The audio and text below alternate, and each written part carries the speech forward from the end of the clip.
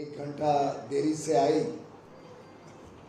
और उसके कारण हमें थोड़ा विलम्ब हो गया मीडिया का इंटरैक्शन प्रारंभ करने में। पर वास्तव में बहुत आनंद आ रहा है कि मुझे आज महाराजा सूरजमल जी के वीर भूमि में भरतपुर में सभी कार्यकर्ताओं ने, हमारे माननीय सांसद ने, जिला अध्यक्ष सभी ने बहुत उत्साह के साथ मेरा स्वागत किया। ये अपने आप में एक बहुत विशेष नगर है, ब्रज की भूमि है। लोहागढ़ एक ऐसा पावन स्थान है जिसकी वीरता की कहानियां हम बचपन से सुनते आ रहे हैं और स्वाभाविक रूप से केवलादेव घना नेशनल पार्क एक देश की शान है वर्ल्ड हेरिटेज साइट के रूप में। पर्यटन के भी दृष्टिकोण से भरतपुर का अपना महत्व है और मेरे लिए व्यक्तिगत यहाँ की और एक अहमियत है कि मैं हर वर्ष करौली में श्री महावीर जी के दर्शन करने आता हूँ मंदिर में। तो मुझे तो भरतपुर आने का, भरतपुर से नज़दीक आने का हर वर्ष ही सौभाग्य मिलता है। मित्रों, 9 वर्ष हो गए भारतीय जनता पार्टी और एनडीए की सरकार को माननीय प्रधानमंत्री नरेंद्र मोदी जी के नेतृत्व में 9 वर्ष जिसमें सेवा, सुशासन और गरीब कल्याण को प्राथमिकता देते हुए एक भारत की राजनीति को नए मोड़ की तरफ प्रधानमंत्री मोदी जी के नेतृत्व में देश बहुत तेजी से प्रगति के माह पे निकल चला। एक नया सोच राजनीति में भी आई है, देश की विकास यात्रा में भी आई है। उदाहरण लें तो अभी माननीय प्रधानमंत्री जी यूनाइटेड स्टेट्स ऑफ अमेरिका और इजिप्ट, मिस्र, इन दोनों देशों के दौरे से लौटे हैं।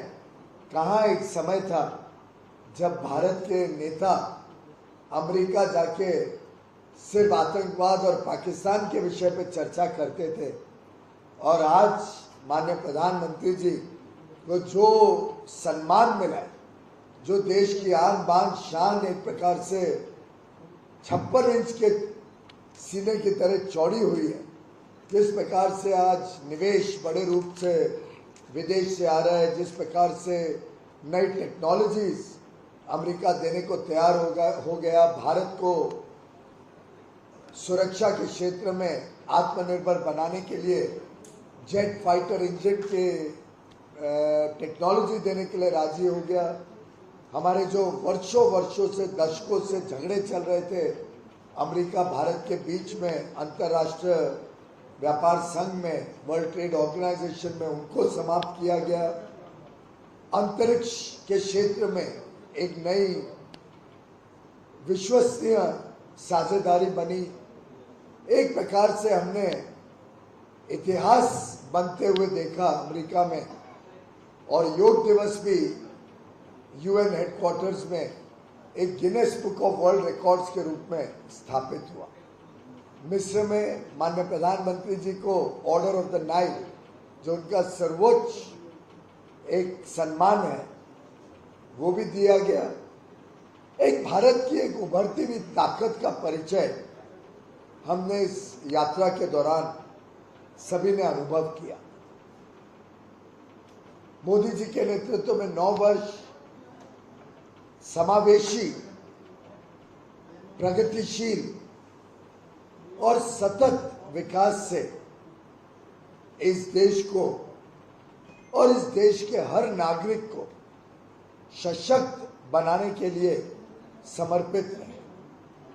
प्रधानमंत्री जी इस बात को भली भांति जानते हैं कि हर एक देशवासी, हर एक देश प्रेमी को जब हम सशक्तिकरण की ओर प्रोत्साहित करेंगे तो वो एक नए भारत के निर्माण में एक सेनानी के रूप में 140 करोड़ भारतवासी निकल पड़ेंगे और उन्होंने तो अपना पूरा जीवन इस देश की विकास यात्रा को समर्पित कर दिया है, एक प्रधान सेवक के रूप में। और रोजमर्रा की जो समस्याएं हैं, जो वर्षों वर्षों तक इस देश को कमजोर बनाती रही, व्यक्तियों को रोटी, कपड़ा, मकान, शिक्षा, स्वास्थ्य, इन समस्याओं से निजात दिलाकर आज 140 करोड़ भारतवासी इस देश की विकास यात्रा को अपनाकर कैसे हम और आगे तेज गति से आगे जा सकते हैं, देश आगे जा सकता है, उसमें पूरी तरीके से लग गए। आपको ध्यान होगा, आज से 9 वर्ष पहले भारत को फ्रेजाइल 5 यानी विश्व की जो सबसे 5 कमजोर अर्थव्यवस्थाएं थी, उसमें से एक गिना जाता था। आज हम सबके लिए गर्व की बात है कि मात्र 9 वर्ष में आज विश्व की जो मजबूत अर्थव्यवस्थाएं, उस श्रेणी में भारत का नाम लिया जाता। कहाँ हम 10वें अंश पे थे, आज विश्व की 5वीं सबसे बड़ी अर्थव्यवस्था बन गई। भारत की विदेशी मुद्रा हो, भारत विश्व में तेज गति से बढ़ने वाली अर्थव्यवस्थाओं में सबसे प्रथम श्रेणी में हो, बड़ी अर्थव्यवस्थाओं में से। भारत में महंगाई पे नियंत्रण लाने की सफलता हो, भारत के ऐतिहासिक निर्यात की विशेषता हो, हर संभव प्रयास करके भारतवासियों के जीवन को उज्जवल बनाने के लिए नरेंद्र मोदी जी की सरकार पूरी तरीके से समर्पित है। मोदी जी ने बिना भेदभाव के किसी भी प्रकार का किसी से ना धर्म पूछा, ना जात पूछी, ना लिंग पूछी, ना क्षेत्र पूछा, ना ये देखा किसने वोट दिया, किसने वोट नहीं दिया भाजपा को, एनडीए को। एक समावेशी विकास, 100% घरों तक विकास पहुंचे, उस काम में पूरी तरीके से 9 वर्ष तक मोदी जी की सरकार जुटी रही। इसीलिए तो कहते हैं ना, वो समय था 9 साल पहले जब सब कुछ कहा जाता था चलता है। एक मानसिकता बन गई थी कि देश तो ऐसे ही चलता है, पर अब मानसिकता बन गई है कि मोदी है तो मुमकिन है। और पूरे देश में आज जिस प्रकार से गरीब कल्याण की अलग अलग योजनाएं हैं, चाहे वो हर व्यक्ति को प्रधानमंत्री गरीब कल्याण अन्न योजना का 80 करोड़ गरीब भाई बहन, निम्न मध्यम वर्ग भाई बहनों को लाभ मिले, मुफ्त में अनाज मिले, जिसमें कोविड काल के 28 महीने में तो 2 गुना अनाज दिया गया। चाहे वो 4 करोड़ के लगभग हमारे परिवारों को, और 4 करोड़ परिवार गरीब परिवार यानी 20 करोड़ गरीबों को मुफ्त में प्रधानमंत्री आवास योजना के तहत एक घर की बात हो, चाहे वो 60 करोड़ भारतवासियों को प्रधानमंत्री आयुष्मान भारत योजना के तहत मुफ्त में स्वास्थ्य सेवा की बात हो, चाहे वो हर घर तक मुफ्त में एक इज्जत घर, एक शौचालय पहुंचाने की बात हो, जिसने हमारी माता बहनें बहुओं की इज्जत को एक प्रकार से सुरक्षित रखा। वो जो बहुत ही, मैं समझता हूँ, शर्मिंदगी होती थी हम सबको कि देश की आधी जनसंख्या के पास एक शौचालय तक नहीं था, उसको पूरी तरीके से पूरा किया। 3.5 करोड़ घरों तक जहां आज़ादी के बाद कभी बिजली नहीं पहुंची थी, वहां बिजली की व्यवस्था कराई, बिजली का कनेक्शन मुफ्त में दिलवाया। अब एक ज्वलन समस्या जो वर्षों से चल रही थी, उस पर पूरी जोश से काम चल रहा है। हर घर नल से जल का, जिससे 2014 तक जहां देश में मात्र 3 करोड़ घर तक नल से जल पहुंचता था, अब वो संख्या बढ़कर लगभग 12 करोड़ हो गई। यानी इतने कम समय में 9 करोड़ अधिक घरों तक नल से जल पहुंचाया गया है और आगे आने वाले 2-2.5 साल में हर घर तक बिना भेदभाव के नल से जल भी पहुंचेगा। देश के कोने कोने तक डिजिटल कनेक्टिविटी पहुंची है और किसानों के लिए तो अलग अलग योजनाएं, चाहे वो प्रधानमंत्री किसान सम्मान निधि हो, जिससे हर किसान परिवार को 6,000 रुपये प्रतिवर्ष एक सम्मान के रूप में मानधन दिया जाता है, चाहे वो एमएसपी की बढ़ती हुई खरीद हो, बढ़ते हुए दर हो, चाहे वो गन्ना किसान को समय पे उनके गन्ना का भुगतान का काम हो, और अभी अभी हाल में पुनः एक बार फर्टिलाइजर सब्सिडी को भारत सरकार लगभग 4.25 करोड़ रुपए देके हमारे किसानों को खाद्य के लिए कभी परेशान ना होना पड़े, वो सुरक्षा देने का कवच मोदी जी के नेतृत्व में इस सरकार ने किया। मैं समझता हूं भारतीय जनता पार्टी की सरकार के कार्य हमारी पहचान है और उसके सामने आज सभी विपक्षी दल परेशान से नजर आते हैं। आप देख रहे हैं कैसे आपस में भी लड़ते हैं और फिर सोचते हैं कि हम एक साथ एकजुट हो जाएं, क्योंकि प्रधानमंत्री मोदी जी की जो लोकप्रियता है, जो हर घर हर नागरिक तक पहुंची है, चाहे वो युवा हो, महिला हो, दलित हो, आदिवासी हो, देश का हर वर्ग, हर गरीब व्यक्ति, हर मध्यम वर्ग का व्यक्ति, हर समाज आज प्रधानमंत्री मोदी जी के पीछे एक चट्टान की तरह खड़ा है। उसके सामने विपक्ष की जो जातिवाद, परिवारवाद और भ्रष्टाचार की राजनीति है, मैं समझता हूं जनता उसको कदापि स्वीकार नहीं करेगी। खास तौर पे जिस प्रकार से राजस्थान में हमने अलग अलग भ्रष्टाचार के कांड देखे सुने, गहलोत सरकार हर मापदंड पे पूरी तरीके से फेल हो चुकी है, एक भ्रष्ट सरकार है। विकास हुआ नहीं राजस्थान का 4.5 वर्षों में। घोटालों की खबरें रोज अखबारों में आती है। एक अस्थिर और अक्षम सरकार, पूरी तरीके से फेल सरकार, गहलोत सरकार का पहचान हम सब ने देखी है। आप सब ने देखा जल जीवन मिशन के तहत प्रोजेक्ट में केंद्र सरकार तो पैसे भेज रही है, लेकिन लोगों तक नल से जल नहीं पहुंच रही। सुना जाता है 20,000 करोड़ रुपए के टेंडर दिए गए जिसमें भ्रष्टाचार किया गया। लगभग 2 ऐसे कंपनियों को काम दिया गया टेंडर में जिनका कोई पूर्व का अनुभव नहीं था। साथ ही साथ 5,000 करोड़ का एक घोटाला यहाँ के आईटी और कम्युनिकेशन डिपार्टमेंट में फर्जी बिल का और टेंडर में घोटाले का सामने आया है, जिसमें ई-पॉस मशीन, में ई-मित्रा डिवाइस वगैरह में घोटाला हुआ। साथ ही साथ खनन के क्षेत्र में लगातार घोटाले की खबरें राजस्थान में आ रही हैं। मिड डे मील जो जनता और गरीब जनता, गरीब बच्चों के लिए योजना बनाई गई है, जिसमें केंद्र सरकार बड़े रूप में पैसा भेजती है, मिड डे मील तक को इस गहलोत सरकार ने छोड़ा नहीं। उसमें भी भ्रष्टाचार की बातें आती हैं।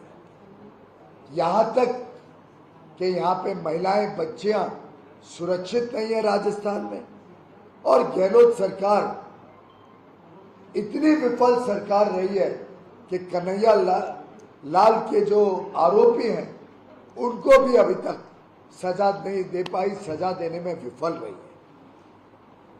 बिचौलिए राजस्थान में पूरी तरीके से नजर आते हैं। हाल में ही 2 करोड़ रुपए के रिश्वत के आरोप में बिचौलिए पकड़े गए। सरकारी दफ्तर में, योजना भवन में लगभग 2 करोड़ 31 लाख रुपए और 1 किलो सोना पकड़ा गया। कोविड के समय में भी ऑक्सीजन कॉन्सेंट्रेटरों, अलग अलग जो सुविधाएं देने की बात थी, उसमें भी गहलोत सरकार के घोटाले सामने आए। भरतपुर में भी घोटालों से ये सरकार कम नहीं दिखाई दी। यहाँ का एक एक विधायक, और यहाँ तो ऐसा क्षेत्र है कि 3 तो मंत्री है, 3 को मंत्री का दर्जा दिया गया है। 6 लोग, 6 के 6 आज के दिन घोटालों में लिप्त हैं, जनता में बदनाम है। और मैं समझता हूं जितनी विश्वासघात गहलोत सरकार ने राजस्थान के जनता के साथ किया, शायद ही हमने कोई प्रदेश में इस प्रकार का विश्वासघात देखा। मैं घोषणा पत्र देख रहा था राजस्थान सरकार का, जितनी मैनिफेस्टो में बातें रखी थी, जिसके विश्वास करते हुए जनता ने उनको 2018 में सरकार बनाने का मौका दिया, मैं समझता हूं वो सभी मापदंड पर गहलोत सरकार फेल हो गई है। चाहे वो महंगाई कम करने की बात हो, आज सबसे महंगा पेट्रोल डीजल राजस्थान में मिलता है, सबसे महंगा, क्योंकि केंद्र सरकार ने 2 बार बड़े पैमाने पे पेट्रोल डीजल के दाम कम किए। देश की भारतीय जनता पार्टी और एनडीए की अलग अलग सरकारों ने वो राहत जनता को दी और अधिक वैट कम किया, लेकिन राजस्थान सरकार लगभग किसी प्रकार की राहत देना नहीं चाहती थी। उन्होंने 1 रुपया भी पेट्रोल और वैट में ना कम करके जनता के साथ विश्वासघात किया। अभी भी बड़े बड़े वादे कर रहे हैं, लेकिन वो वादे सिर्फ पंजीकरण कर रहे हैं, जनता को वादों का लाभ नहीं मिल रहा है। पहले भी किसानों को विश्वास दिलाया था कि हम लोन वेवर देंगे। मैं पूरे राजस्थान में कई अलग अलग इलाकों में गया, अलवर में किसानों को मिला, ग्रामीण जयपुर इलाके में किसानों को मिला, कोई किसान नहीं मिला जिसने कहा कि मुझे ऋण माफी मिली हो, ऋण माफी का लाभ मिला। पेपर लीक तो यहाँ ऐसे होते हैं सरेआम रोज, जिससे विद्यार्थियों का जीवन तबाह हो। मैं समझता हूं राजस्थान की जनता त्रस्त है, इस बेईमान, इस भ्रष्ट सरकार को निकालने के लिए आतुर है। और प्रदेश की जनता ने मन बना लिया कि जल्द से जल्द आने वाले विधानसभा चुनाव में सरकार को घर बिठाएगी, गहलोत जी को वापस भेजेगी और एक ईमानदार जनता की सेवा करने वाली भारतीय जनता पार्टी की सरकार, जो इस प्रदेश को भ्रष्टाचार मुक्त बनाए, जो इस प्रदेश को तेज गति से विकास के मार्ग पर लेके जाए, ऐसी सरकार प्रधानमंत्री नरेंद्र मोदी जी के मार्गदर्शन में चले। प्रधानमंत्री मोदी जी के नेतृत्व में राजस्थान का भला हो, एक डबल इंजन सरकार जो केंद्र की योजनाओं को राजस्थान में लागू करे, ऐसी सरकार बनाने का फैसला राजस्थान की जनता कर बैठी है। मेरा पूरा विश्वास है कि पिछली बार जो कांग्रेस को 2013 में राजस्थान में मात्र 21 सीटें मिली थी, आने वाले 2023 के चुनाव में अब कांग्रेस को वो 21 सीटें भी मिलना मुश्किल हो जाएगा। कांग्रेस की सरकार जाएगी, भाजपा की अच्छी ईमानदार विकास की सरकार आएगी और राजस्थान को पुनः तेज गति से प्रगति के मार्ग में आगे बढ़ाएगी। आप सब आए, आपका बहुत बहुत धन्यवाद। मंत्री जी, गहलोत कह रहे हैं कि कन्हैयालाल हत्याकांड मामले में पुलिस ने 4 घंटे में आरोपियों को पकड़ लिया था और केंद्र सरकार को चाहिए, एक तो अमित शाह के विषय में कह रहे हैं कि वो झूठ बोल रहे हैं और दूसरा वो ये कह रहे हैं कि केंद्र सरकार को आरोपियों को सजा दिलानी चाहिए। मुझे लगता है कि मेरे मित्र, मीडिया के मित्र कानून तो अच्छी तरह समझते हैं और आरोपी को सजा लोकल जो पुलिस है वही दिला सकती है। यहाँ एक स्पेशल कोर्ट बना सकती थी राज्य सरकार, स्पेशल कोर्ट के तहत फांसी की सजा दिलवा सकती थी कन्हैया लाल के आरोपियों के ऊपर। मुझे लगता है कि कानून की जो व्यवस्था बनाई गई है इस देश में, केंद्र सरकार जाके स्पेशल कोर्ट नहीं नियुक्त करती है राज्य में। राज्य सरकार की जिम्मेदारी है कि उसको फास्ट ट्रैक ट्रायल करवाए और उनको सजा दिलाए। जो व्यक्ति कानून की एबीसी ना जानता हो वो व्यक्ति तो वास्तव में मुख्यमंत्री बनने लायक भी नहीं। साहब एक सवाल यूनिफॉर्म सिविल कोड को लेकर राज्यसभा में जो आपके साथी कपिल सिब्बल ये कह रहे हैं कि देश के प्राइम मिनिस्टर को देश की जनता के सामने यूनिफॉर्म सिविल जो कोड है उसका ड्राफ्ट रखना चाहिए। वो कह रहे हैं बेवजह सी बहस देश में चलने के लिए, लोगों को पता ही नहीं है किस चीज पे लागू होगा किस पे नहीं होगा। साथ ही जो संगमा है जो मेघालय के सीएम वो कह रहे हैं कि एक्चुअल इंडिया की जो आइडियोलॉजी है उसके खिलाफ है यूनिफॉर्म सिविल कोड। देखिए, प्रधानमंत्री नरेंद्र मोदी जी ने कोई घोषणा या कि ऐलान थोड़ी की है कि कब और क्या और कैसा कानून आएगा। अभी तक तो जो मेरी जानकारी है, उत्तराखंड की सरकार ने एक माननीय न्यायाधीश रिटायर्ड श्रीमती रंजना देसाई के नेतृत्व में यूनिफॉर्म सिविल कोड के कानून का प्रारूप बनवाया था। वो प्रारूप कल ही राज्य सरकार को दिया गया है और आगे जब जब जो कार्रवाई होगी वो अवश्य पार्लियामेंट और जनता के समक्ष रखी जाएगी। मुझे लगता है कपिल सिब्बल जी और कांग्रेस के बाकी नेता शायद बड़े अस्वस्थ हो गए हैं कि भारत और भारत की जनता में जो आज उत्साह देखने को मिल रहा है कि एक सम्मान होगा हर एक व्यक्ति का। 140 करोड़ भारतवासियों को एक समान कानून लागू होगा। भारत के 140 करोड़ लोगों को न्याय मिलेगा, हमारी महिलाओं को न्याय मिलेगा। जैसे ट्रिपल तलाक के कानून से जो हमारी मुस्लिम बहनें हैं उनको न्याय मिला। मुझे लगता है कि जनता का उत्साह, जनता का समर्थन देख के कांग्रेस और उनके साथी पार्टियों को चिंता हो रही है, वो तकलीफ में आ गए। सर वो कह रहे हैं कि आर्टिकल 44 में तो ये कहते हैं कि लागू होना चाहिए, ऐसा पूरे देश में होना चाहिए। डाइवर्सिटी जो इंडिया की है वो डिस्टर्ब होती है। जरा भी नहीं। तो फिर उन्होंने, वो खुद हर बार कहते हैं कि वो तो स्वतंत्रता के लड़ी हुई कांग्रेस है। इसीलिए हम बार बार कहते हैं कि महात्मा गांधी जी ने ठीक कहा था कि ये कांग्रेस पार्टी आज़ादी की लड़ाई के लिए थी। उस समय की कांग्रेस आज की कांग्रेस नहीं है। उन्होंने तो कहा था कांग्रेस को भंग कर देना चाहिए, क्योंकि उनको साफ दिखता था कि आगे की जो कांग्रेस पार्टी जो कारनामे करेगी वो देश के बेड़ा पार गर्क कर देगी।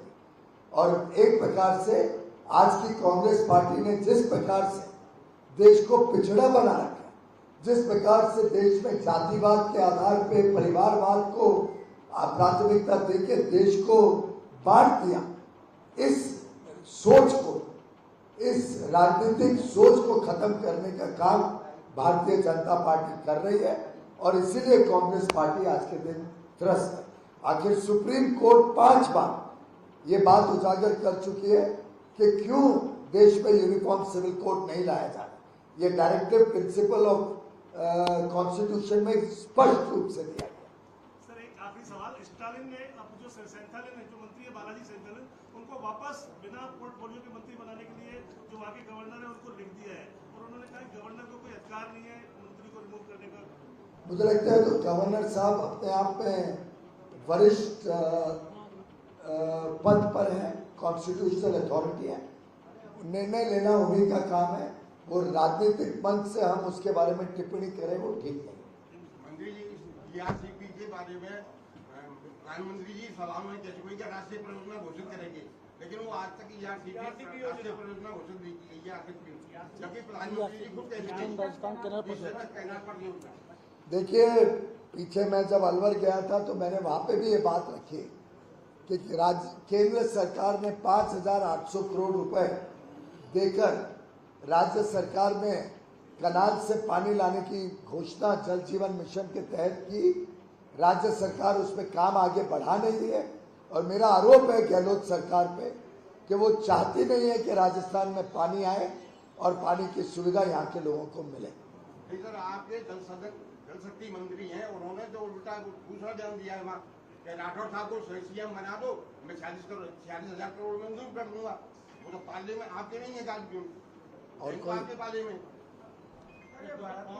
एनसीआर में रहे, यहाँ के उद्योग वगैरह सब बंद पड़े हैं अधिकतर, और अधिकतर उद्योगों उद्योग को प्रोत्साहन देने का काम ही तो राज्य सरकार की विफलता है, जो मैं बार बार कह रहा हूँ। विकास एनसीआर में जगह जो घोषित होती है उससे ये मतलब नहीं है कि उसका कोई काम केंद्र सरकार करेगी। राजधानी क्षेत्र में जो भी एरिया राजस्थान के अंदर आता है उसका विकास और उसमें उद्योग को विकास देने का कार्य राजस्थान सरकार का है। हरियाणा में गुरुग्राम आता है एनसीआर में, तो हरियाणा सरकार कर रही है, केंद्र सरकार गुरुग्राम का विकास नहीं कर रही है। नोएडा का विकास यूपी सरकार कर रही है। तो राजस्थान की विफलता राजस्थान सरकार, गहलोत सरकार की जिम्मेदारी है। और कोई चलो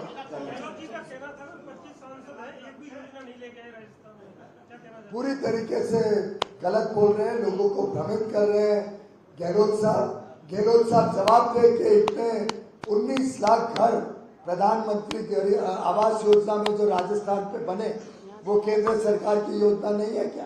यहाँ पे जो हर घर को उज्ज्वला योजना के तहत कुकिंग गैस कनेक्शन मिला वो केंद्र सरकार की नहीं है क्या? जल जीवन मिशन में नल से जल के लिए जो हजारों करोड़ रुपए यहाँ भेजे गए वो क्यों पूरा नहीं किया जा रहा है कार्यक्रम राज्य सरकार द्वारा? जिन धानियों को यहाँ पे बिजली पहुंचाई गई और गरीबों के घर में बिजली दी गई वो केंद्र सरकार की योजना से हुई।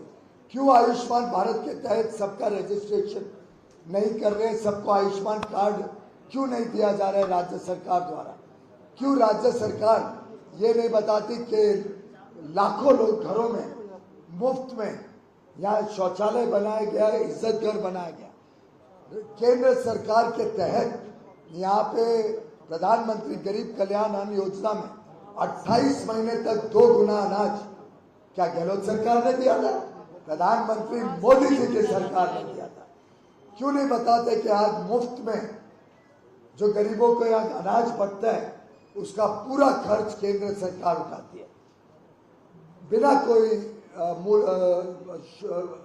पैसे के, शून्य दाम पर। आज गरीबों को यहाँ पे प्रधानमंत्री गरीब कल्याण अन्न योजना में अनाज मिलता है और ऐसे में सैकड़ों योजनाएं गिना सकता हूँ। गहलोत सरकार पूरी तरीके से फेल हुई है। उनको अपना जवाब देना मुश्किल हो रहा है। अपना रिपोर्ट कार्ड दे के उन्होंने 4.5 साल में क्या विकास किया, नहीं तो ये जनता जड़ों से उखाड़ के गहलोत सरकार को घर भेजे। बहुत बहुत धन्यवाद।